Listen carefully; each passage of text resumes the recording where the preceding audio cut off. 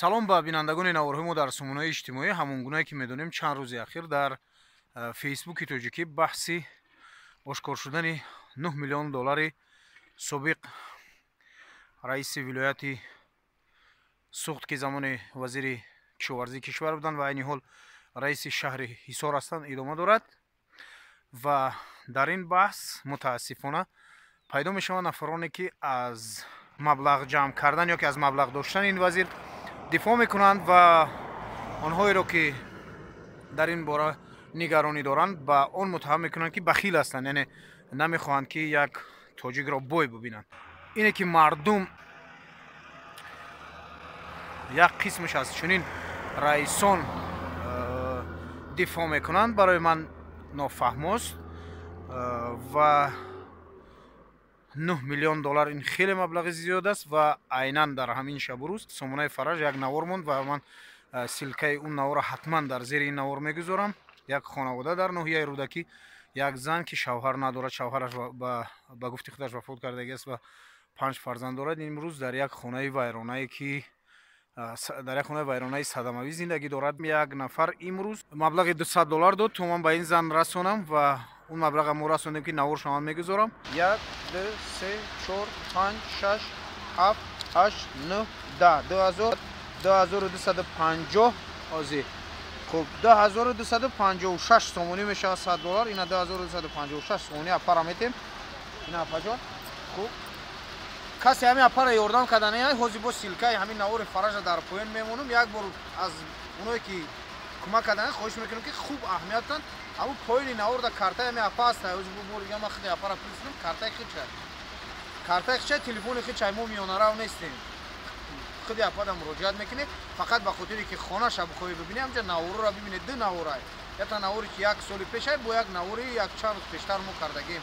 یک بار ببینی حال اپارات خودتون خلاصه ببرید. سوالم از رئیس ناحیه رودکی یا رئیس جماعت سلطان آباد در آن است که مگر آنها نمیتوانند طریق یک شنبگی چون مسئله ساختمانی رو این زن دارد جمع بشوند و خانه این زن رو که 5 کودک دارد و در حالت صدمه‌آویز زندگی میکند تعمیر نمایند. یعنی در اینجا هیچ مبلغی از جانب حکومت ناحیه یا جماعتی که این زن زندگی میکند فکر میکنم طلب کرده نمیشود. فقط میتوانند طریق یک حشر برای این زن همین قدر خدمت کنند که یعنی تمام مسئله اش رو دارد، فقط خانه او رو ساخته بدهند. چیز دیگری که در اینجا میخواهم بگویم این است که 28 دکبر سال 2018 ما از خانواده یک نفر ساکن دهه قلپسته جماعت قبله‌ای ناحیه رودکی یک نوار کردیم که این مرد 2 نفر فرزند نابالغ بیمار کسلی‌های روحی، هم کسلی روحی هستند هم شل هستند، در جاگه هستند و کسلی روحیشون به حدی هست که اگر اونها رو دستانشون رو نبندن، من در اینجا حتما عکس‌هایش رو میگذارم که شما میبینید، اگر دست‌های اونها رو نبندن اونها دستانشون رو گزیده پاره میکنن. در 28 دکبر سال 2018 ما یک پست موندیم و از رئیس همون وقته ناحیه رودکی که رستم اکرمزاده بودند به فکرم یک خواهش کردیم که به این خانواده حداقل 3 سوتیق زمین بدهند، چون این خانواده در یک شرایط سخت قرار دارند و هفته قریب بیشتر از 1000 سوم فقط برای داروی فرزندشون استفاده میکنن. ولی متاسفانه با گذشت 2 سال این مشکل حل نشد و دویم بار ما در ماه 28 دکبر باز 2020 دویم بار رئیس ناحیه رودکی عوض شده بود و همین رئیسی بود که عین حال یعنی رئیس ناحیه رودکی است. دویم بار خواهش کردیم که از همین خانواده کمک کنند 3 سوتیق زمین برای این خانواده بدهند.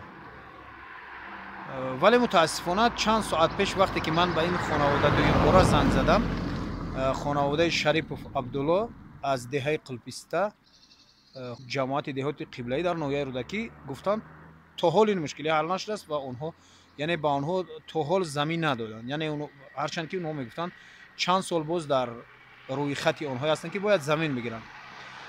حالا اونهایی که از رئیسی که در یک مدت 9 میلیون دلار جمع کرده است پشتیبانی میکنند، یک بار نوار این خانواده و عکس های این خانواده که فرزندان معیوب دارد و نوار این خانواده این زنی که 5 فرزند دارد و در خانه вайрона ё ки дар хонаи садамавӣ зиндагӣ мекунад бубинанд ва муқоиса кунанд ки оё месазад аз чунин раисон дифоъ кард ё пуштибонӣ намуд.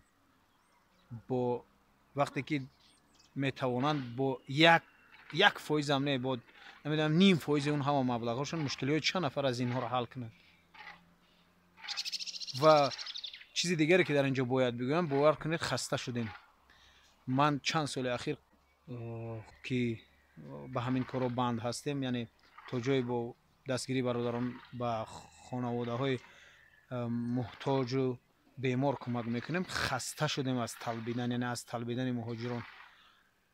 муҳоҷирон аз касе қарздор нестанд. мо ҳам хоҳиш мекунем аз бародарони муҳоҷир, онҳо ҳам ба хотири худо хайр мекунанд ва дасти чанд бечораву бенаворо мегиранд. биёед як боро аз мақомдорҳо талаб кунем, як бор аз мақомдорҳое ки метавонанд ки маблағ ҷамъ карда тавонистанд, биё аз инҳо талаб кунем, биё аз раисони ҳукумат талаб кунем. раисони ҳукумате ки бо як ҳашар метавонанд хонаи як бевазане ки 5 фарзанд дорад ва ҳар замон мехоҳад метавонад ин хона болояш фурӯ бирезад, зиёд талаб кунем ки ҳадди ақал тариқи ҳашар хонаи ин занро таъмир намоянд. чун миллионҳо ҷамъ кардан агар ки тавонистанд, чаро дасти як беваву бевазанро гирифта наметавонанд? то кай муҳоҷирон ба доди ин бечораву барҷомондагон бирасанд? биёед бародарон як бор аз мақомдорҳо ҳам талаб кунем ки ба доди чунинҳо бирасанд, ба чунинҳо кӯмак намоянд.